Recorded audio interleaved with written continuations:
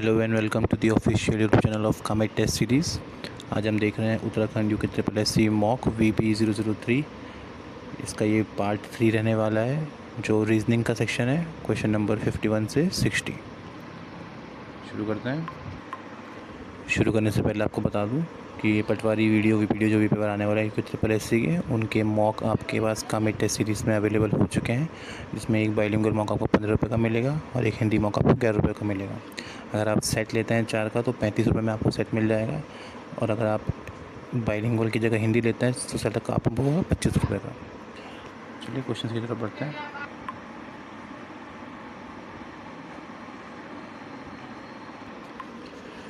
इस वीडियो में आपको सॉल्यूशन भी दिए जाएंगे अगर आपने मॉक लिया है तो।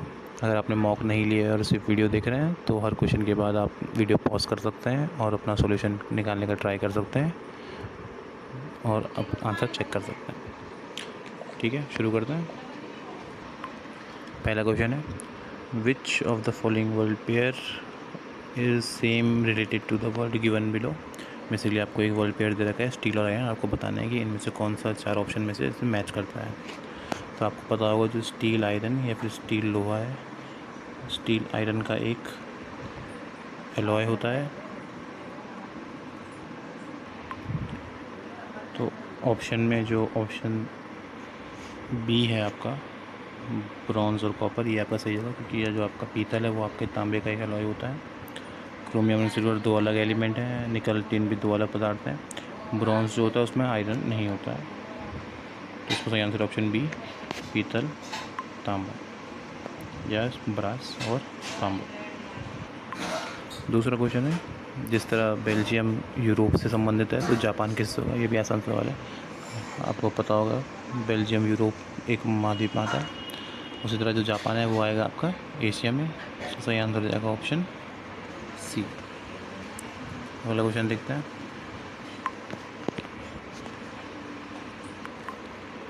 इस क्वेश्चन में आपको दे रखा है मंकी MONKEY को LPM LDG लिख सकते हैं। तो उस कोड में स्ट्रोक को क्या लिखेंगे, STROKE को। उसको आप सॉल्व करने का ट्राई कीजिए वीडियो पॉज करके। और जिन्होंने मॉक लिया है उनके आंसर बता देता है। अब देखेंगे जो ये मंकी है, इसमें पहला लेटर जो है M, उसमें एक माइनस करके L पे आया है, दूसरे पे एक प्लस किया गया है, तीसरे पे माइनस, चौथे पे प्लस, तीसरे पे ऐसी सीरीज़ बनाई है +1 और -1 की। तो उसी तरह जो स्ट्रोक होगा तो पहले वाले में -1 होगा तो S से पहले R आता है। फिर दूसरा लेटर है T, उसमें +1 होगा तो T के बाद U, फिर R से पहले Q, O के बाद P।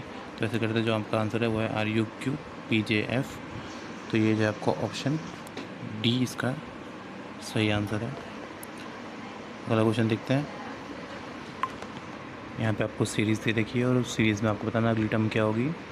सीरीज़ है 3, 14, 29, 38, 51, 58, 69, या फिर 3, 14, 29, 38, 51, 58, 69। तो अगला क्या होगा।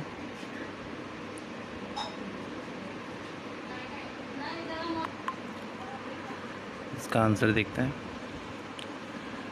तो आप सीरीज़ में देख सकते हैं कि जो पहला टर्म है और दूसरे टर्म में 11 का अंतर है, दूसरे और तीसरे में 15 का, फिर 9 का, फिर 13 का, फिर 7 का, फिर 11 का, फिर 5 का। सॉरी 5 का तो आंसर है। तो इसको भी आप अगर तोड़ के देखें और तो पहले 11 का है, फिर एक छोड़ के फिर 9 का है, 7 का है। तो ये -2 होता जा रहा है बार बार अल्टरनेट सीरीज में। और दूसरी तरफ भी है -2, 15 -2 13, 13 -2 16, 11, फिर उस तरफ से ऐड हो रहा है। तो जो अगला टर्म जो ऐड होगा वो 11 वाले हिसाब से 11, 9, 7 और फिर 5 ऐड होगा। तो वहाँ पे आएगा आपका 74। ध्यान रखना जब भी सीरीज़ वाला क्वेश्चन हो और बहुत बड़ी सीरीज़ हो, यूजुअली उसमें तोड़ तोड़ के ही आंसर आता है। अगला क्वेश्चन देखते हैं। यहाँ पे आपको पिक्चर दे रखी है और आपको बताना है कि क्वेश्चन मार्क में क्या है। पहली फिगर में 7, 169 और 6 से रखा है, दूसरे में 9, 21 और नीचे 2 है। उसी तरह आपको बताना है तीसरे में क्या होगा।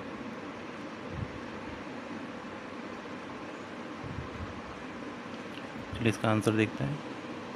अगर आप देखेंगे जो लेफ़्ट साइड या जो नीचे है उन दोनों को अगर जोड़ दें तो उसका स्क्वायर करेंगे तो आपको जो ऊपर से राइट तरफ है उसका नंबर मिल जाएगा। जैसे कि 7 और 6 को जोड़ के 13 आता है, 13 का स्क्वायर 169 है।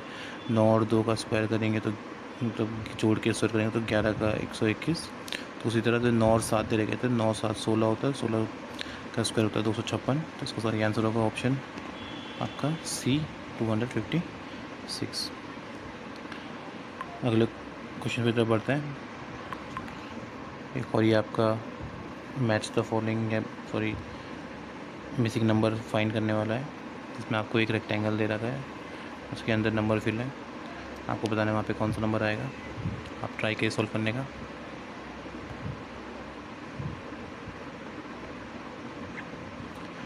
चलो इसका आंसर देखते हैं। अगर आप नीचे देखेंगे तो 9 और 6 को अगर जोड़ें और 9 और 6 को घटाएं तो आता है 15 और 3, और दोनों को गुणा करके जो तीसरा नंबर है वो नीचे पे है। उसी तरह लास्ट में देखेंगे आप 12 में 8 जोड़ेंगे तो 20 और घटाएंगे तो 4, दोनों को गुणा करेंगे तो तीसरा नंबर मिलेगा। तो इसी तरह से जो आपका मिसिंग नंबर है उसमें आप 8 और 3 देगा तो 8 और 3 को जोड़ेंगे और 8 दोनों को घटाएंगे, 2 मिलेंगे 11 और 5, दोनों को गुणा करेंगे और आएगा 55। सही आंसर होगा ऑप्शन आपका C 55। अगला क्वेश्चन देखते हैं 57। वेन डायग्राम आपको बताना है। वेजिटेबल्स ब्रिंजल और एप्पल, सब्जियां बैंगन और सेब का कौन सा बनेगा।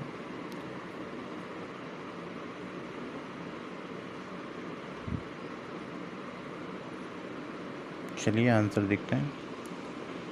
तो बैंगन और जो ब्रिंजल है वो एक तरह की सब्ज़ी होती है, तो वो आपकी सब्जियों के अंदर आएगा।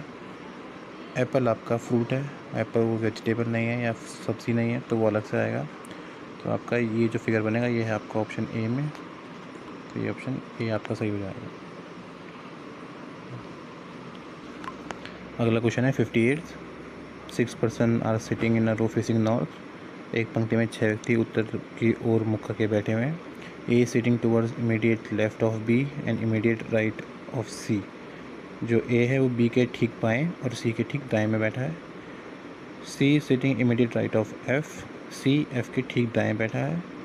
D is the immediate right of E who is to the left of F. जो आपका डी है वो ई के ठीक दाएं बैठा है जो एफ के बाएं हैं।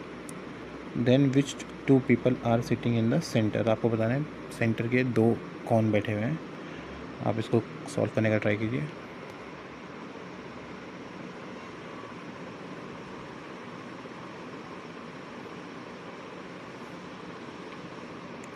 चलिए इसका आंसर देखते हैं।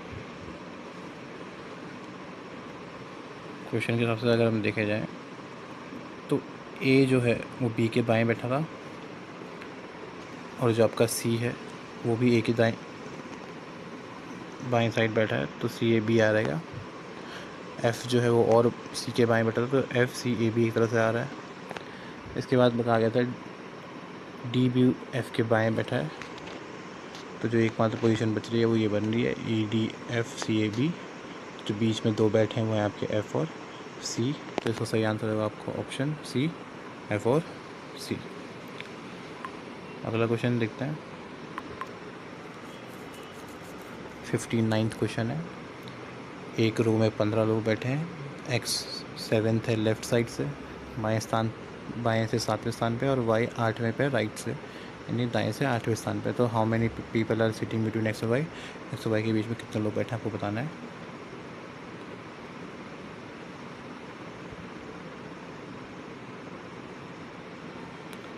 चलिए इसका आंसर देखते हैं। जो एक्स है वो आपका 7th पोजीशन पे है, और जो वाई है वो आपका 8th है राइट साइड से। अगर 15 बच्चे हैं और वाई राइट से 8th है, तो वाई लेफ़्ट से कितना होगा उसको निकालने के लिए आपको टोटल में माइनस करना है उसकी पोजीशन और 1 जोड़ देना है, यानी 15 - 8 + 1, तो यहाँ पे फिर 8 ही आ रहा है। तो इसका मतलब है जो वाई है वो लेफ़्ट साइड से भी 8वीं पोजीशन पे है। एक्स 7वीं पे है, वाई 8वीं पे है, तो इनके बीच में कोई भी नहीं होगा। तो सही आंसर है आपका ऑप्शन डी, यानी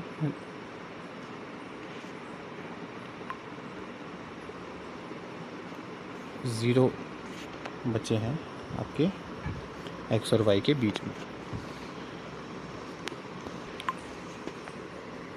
ये आपका लास्ट क्वेश्चन है इस मॉक का रीजनिंग में। यहाँ पे x प्लस वाई बोल रखा है, x is daughter of y है, इसका मतलब x माइनस वाई का मतलब है x y का भाई है, x परसेंटेज y का मतलब है x फादर है y का, और x क्रॉस y का मतलब है x सिस्टर है y की। तो आपको बताना है इस तरह से कौन सा में का मतलब ये बैठेगा कि i is the niece of j या i j की भतीजी है। तो इन चारों ऑप्शन में से किससे ऐसा आएगा ये आपको निकालना है। आप इसको सॉल्व करने का ट्राई कीजिए।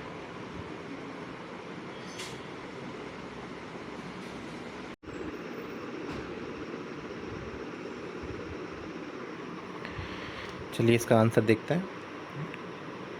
जो पहले वाले से बनेगा वो ऐसा कुछ बन रहा है कि जे आपका एन का भाई है और एन की बेटी है आपकी आई, या बेटा है पता नहीं है उसका।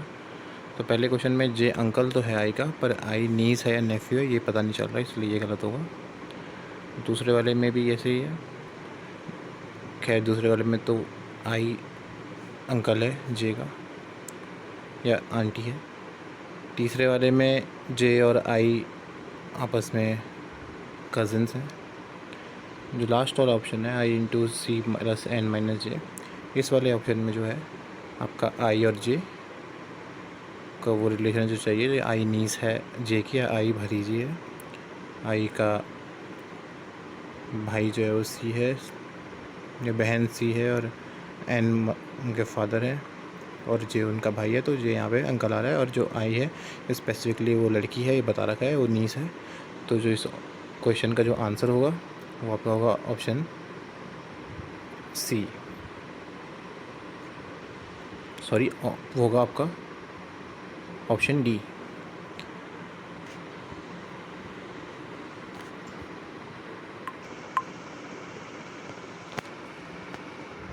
Option D. तो this was the end of the video. यहाँ पे आपके वो मॉक VP003 के रीजनिंग क्वेश्चन ख़त्म होता है 51 to 60। जो नेक्स्ट पार्ट होगा 61 to 100 जो उत्तराखंड का होगा वो आपका नेक्स्ट वीडियो में आएगा। Thank you.